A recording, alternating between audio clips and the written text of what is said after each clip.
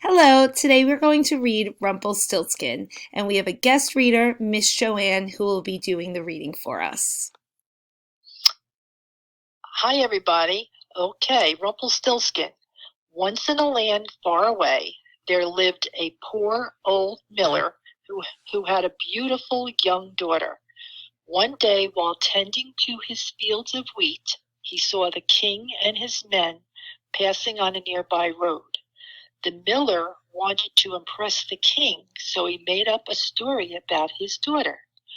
When the king and his men came near, the miller greeted them and boasted, Your Royal Majesty, I have a daughter that can spin straw into gold." Now the miller had the king's full attention. He was a king that loved wealth and riches most of all, so upon hearing this, he knew he had to meet the miller's daughter. The king replied, "Now, that is a talent in which I would be very interested. Bring her to my palace tomorrow so I can see this for myself." The next day, the miller brought his daughter to the king's palace. The king led the girl into a room full of straw. In the center, there sat a spinning wheel. "Now spin this straw into gold by morning. If you don't, it will cost you your life," ordered the king. Then he closed the door and locked it, leaving the girl alone with the straw. The miller's daughter had no idea how to turn straw into gold, so in her despair, she began to cry. It wasn't long after that when she heard the door creak open. In came a strange-looking small man.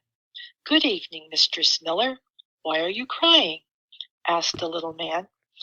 "I've been ordered by the king to spin this straw into gold by surprise, and I simply do not know how to do this," she replied. The little man paused for a moment, then asked, "What will you give me if I spin this straw into gold?" Thinking quickly, she immediately started to take the necklace off her neck. "I will give you my necklace," she replied. Satisfied with this offer, the little man sat at the spinning wheel, and with a whirl of the spinning wheel, the straw was turned into gold. Then the strange little man disappeared. As soon as the sun peeked over the horizon, the king entered the room. To his surprise and great pleasure, he saw all the straw had been turned into spools of gold. Though he was delighted at the sight, it only made him want more. So he took the miller's daughter to another room that was much bigger than the first. It was filled with even more straw than the first room. Again he ordered, "Spin this straw into gold by morning. If you don't, it will cost you your life." He then closed the door and locked it, leaving the girl alone with the piles of straw. Again the miller's daughter began to cry. It wasn't long before the strange little man appeared once more. Knowing why she was crying, he asked, "What will you give me if I spin all this straw into gold?" "I will give you my ring," she replied. So once again the little man sat at the spinning wheel, and with a whirl, he spun all the straw into gold and then quickly left. Oh, how pleased the king was when he entered the room in the morning. However, the feeling was short-lived. He desired even more gold, so he led the girl into another room. Now this room was the largest of them all, and it was filled with even more straw than the miller's daughter could have imagined. "Spin this straw into gold by morning," he demanded. Then he announced, "If you do, I will make you my wife and the queen of my kingdom." He turned and locked the door, leaving the girl alone again. Overwhelmed by the sight of all the straw, the girl began sobbing. Once again the strange little man asked what she would give if he turned the straw into gold. She replied, "I have nothing more I can give." "Well then," said the little man, "you must promise me your first child when you become queen." The girl thought to herself, "Who knows what the future will hold?" Being in the bind she was in, she quickly agreed to his request. Once more, the little man spun all the straw into gold and then disappeared.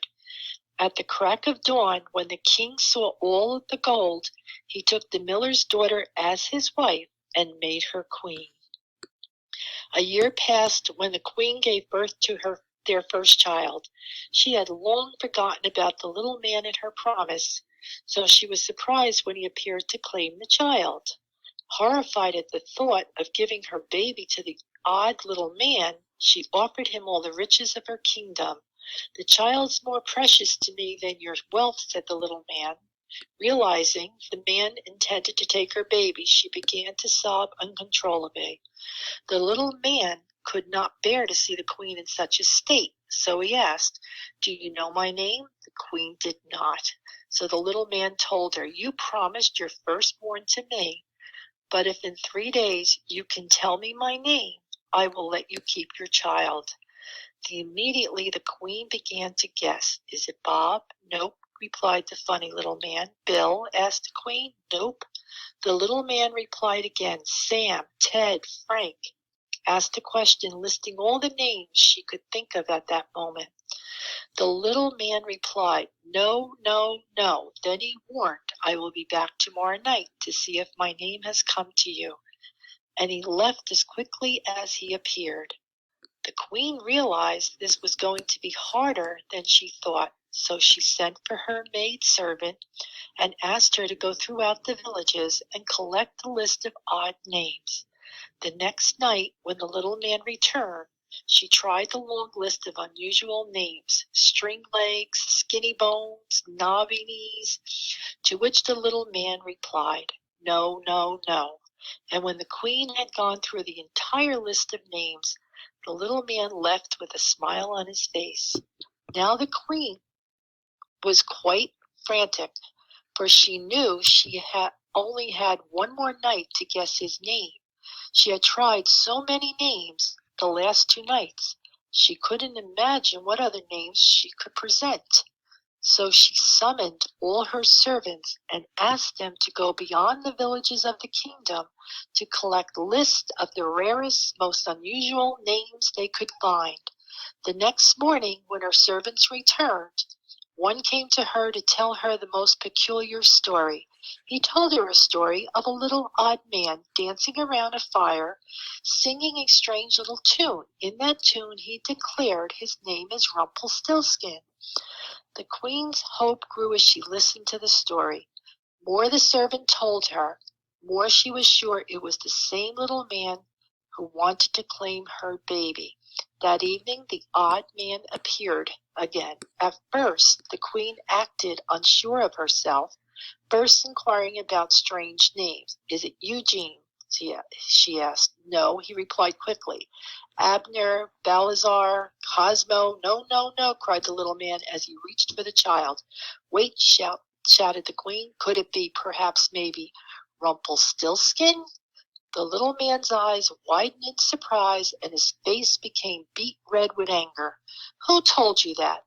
"Someone must have told you," he yelled, and he stamped his foot in such a fury he shattered into a million pieces, and a gust of wind blew the pieces out the castle's window. The strange little man was never seen again, and the queen lived happily ever after with the king and their child. The end. Thank you so much, Miss Joanne. That was a pleasure listening to you read Rumpelstiltskin. As always, you can refer back to my YouTube channel at any time to listen to this reading to help you with any of your upcoming assignments.